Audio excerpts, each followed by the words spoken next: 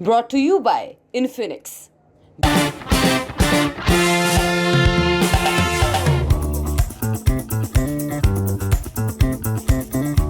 26 जुलाई 2016 की बात है। कर्नाटका के उडुपी जिले के पुलिस मुख्यालय के बाहर आम लोग प्रदर्शन कर रहे थे। खूब भीड़ थी। पुलिस मुख्यालय के बाहर पुलिस के विरोध में प्रदर्शन तो आम बात है, लेकिन लोगों का ये प्रदर्शन वहां के एसपी अन्नामलाई कुप्पासामी के समर्थन और उनके तबादले के विरोध में था। लेकिन अगर ऐसा एक बार हुआ होता तो कोई बड़ी बात नहीं होती, लेकिन दोबारा 16 अक्टूबर 2018 को कर्नाटका के चिकमंगलूर जिले के पुलिस मुख्यालय के बाहर भी ऐसा ही प्रदर्शन हुआ। इस बार भी इसी एसपी के समर्थन और उनके तबादले के विरोध में लोगों का कहना था कि ऐसा ईमानदार अफसर मिलना मुश्किल ही नहीं, नामुमकिन है। अन्नामलाई के लिए कहा जाता है कि वो जहां भी जाते हैं लोगों के चहेते बन जाते हैं। वो काम ही कुछ ऐसा करते थे। 17 जून 2015 की बात है। अन्नामलाई को कर्नाटका के उडुपी का एसपी बने हुए सिर्फ 6 महीने ही हुए थे। वहां 17 साल की बच्ची के रेप के बाद हत्या कर दी गई। उस बच्ची की मां ने अन्नामलाई से पूछा, क्या तुम मेरी बच्ची को वापस ला पाओगे? एक अखबार को दिए इंटरव्यू में अन्नामलाई ने कहा था, इसका जवाब देना बहुत मुश्किल था। एक माँ की आंखों में देखकर जवाब देना जिसकी 17 साल की बेटी के साथ रेप हुआ हो और फिर हत्या कर दी गई हो। मैंने उनसे कहा, नहीं, मैं ऐसा नहीं कर सकता, लेकिन मैं ये सुनिश्चित कर सकता हूँ कि वो सबके दिलों में रहे, सबको याद रहे।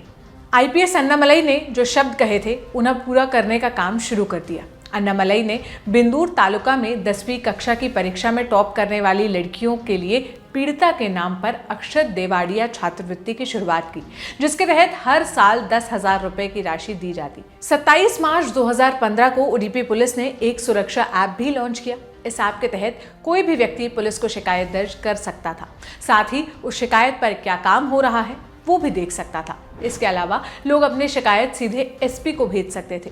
ये वहां के लोगों के लिए एक बड़ा फैसला था, जिसे आम लोगों ने खूब सराहा। इस ऐप को लॉन्च करने वाले खुद तत्कालीन एसपी अन्नामलाई ही थे। लेकिन आप पूछेंगे, आज अन्नामलाई की बात हो क्यों रही है? दरअसल अन्नामलाई अब तमिलनाडु के बीजेपी के अध्यक्ष हैं और उनकी वजह से एनडीए गठबंधन में बड़ा बवाल हो गया है। उनसे नाराज होकर ऑल इंडिया अन्ना द्रविड़ मुनेत्र कड़गम यानी एआईएडीएमके ने बीजेपी से नाता तोड़ लिया है। एआईएडीएमके के नेता तमिलनाडु में बीजेपी प्रदेश अध्यक्ष के अन्नामलाई के हालिया बयानों से नाराज थे। हाल ही में अन्नामलाई ने द्रविड़ आइकन सीएन अन्नादुरई पर टिप्पणी की थी। 11 सितंबर को उन्होंने आरोप लगाया कि अन्नादुरई ने साल 1956 में मदुरई में एक कार्यक्रम में हिंदू धर्म का अपमान किया था। अन्नामलाई के मुताबिक अन्नादुरई को अपनी टिप्पणी के बाद मदुरई में छिपना पड़ा और जब तक माफी नहीं मांगी तब तक वो बाहर नहीं आ सके। बीजेपी प्रदेश अध्यक्ष के अन्नामलाई के इस बयान को लेकर एआईएडीएमके में भारी नाराजगी थी। उसके वरिष्ठ नेताओं ने अन्नामलाई से माफी मांगने को कहा, लेकिन बीजेपी स्टेट प्रेसिडेंट का साफ कहना था कि उन्होंने कुछ गलत नहीं बोला, इसलिए माफी नहीं मांगेंगे।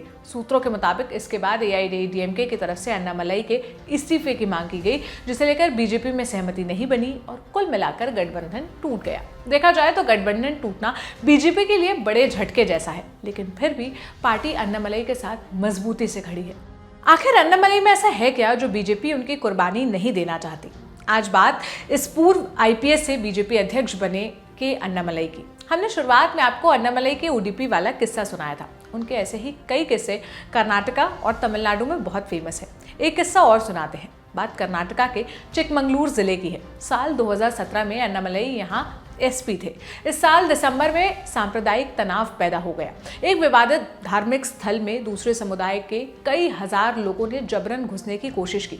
उस वक्त शायद बहुत बड़ा बवाल हो जाता अगर अन्नामलाई न होते।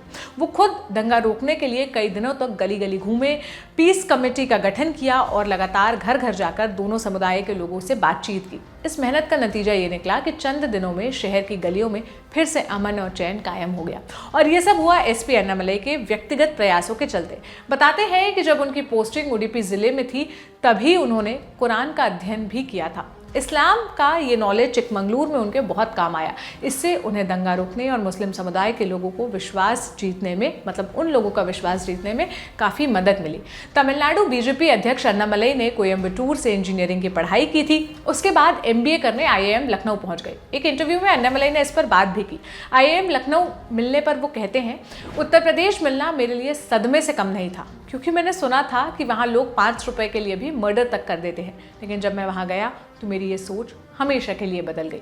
फिर आईपीएस क्यों ज्वाइन किया? इस सवाल के जवाब में अन्नामलई ने कहा, मैंने कभी इतनी गरीबी नहीं देखी थी, यहाँ तक कि कल्पना भी नहीं की थी कि जीवन इस तरह भी हो सकता है। इसने मुझे झकझोर दिया और तब मैंने अपनी ज़िंदगी के आगे के सफ़र के बारे में सोचा। तब मैंने सोचा कि पैसा प्राथमिकता नहीं हो सकता। मैं एक ऐसा जीवन चाहता था जहाँ मैं लोगों के जीवन में सकारात्मक बदलाव ला सकूँ। सिविल सेवा मुझे ऐसा ही करने का एक तरीका लगा। मैंने बहुराष्ट्रीय कंपनी के प्लेसमेंट के बजाय सिविल सेवा परीक्षा दी। IAS मेरी पहली पसंद थी, लेकिन मेरे नंबर कम आए। मैं IPS बन गया। मैं वर्दी में खुश था। साल 2019 में पुलिस सेवा से इस्तीफा देते वक्त अन्नामलई बेंगलुरु दक्षिण के DCP थे। तब उन्होंने पत्रकारों से बात करते हुए कहा था, मैंने 10 साल पुलिस की सेवा की। मुझे लगता है कि एक व्यक्ति अपने जीवन में सिर्फ 3 महत्वाकांक्षाएं पूरी कर सकता है। पुलिस सेवा से मुझे जो करना था वो मैंने हासिल कर लिया। अब आगे का रास्ता तय करूंगा। इसके बाद अन्नामलई 25 अगस्त 2020 को बीजेपी में शामिल हुए। तमिलनाडु के करूर जिले से आने वाले और एक साधारण कृषि परिवार में जन्मे अन्नामलई कोंगू वेलार जाति के हैं। इनकी ये जाति आज़ादी के वक्त तो अगड़ी जाति में आती थी, लेकिन 1975 से इसे बैकवर्ड जाति का दर्जा दिया गया। बीजेपी ने 9 जुलाई 2021 को महज 36 साल की उम्र में अन्नामलई कुप्पासामी को प्रदेश अध्यक्ष बना दिया। अन्नामलई के लिए किसी बड़ी कामयाबी से कम नहीं था। जब ऐसा हुआ था तो जानकारों ने इसे बीजेपी की बैकवर्ड जातियों को लुभाने वाला कदम बताया।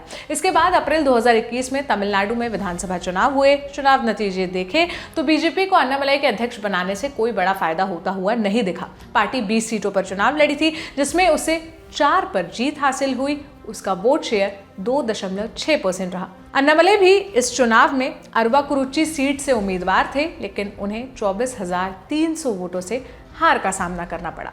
तो ये थी पूरी कहानी अन्नामलई की, जिनकी चर्चा आज हर तरफ हो रही है। ये सारी जानकारी मेरे साथी अभय ने जुटाई थी। मेरा नाम सोनल है। आपको कैसी लगी? आप अन्नामलई के बारे में क्या कहना चाहते हैं? हमें कमेंट बॉक्स में ज़रूर बताइएगा। और देश और दुनिया की तमाम खबरों के लिए आप ललित टॉप देखते रहिए। शुक्रिया।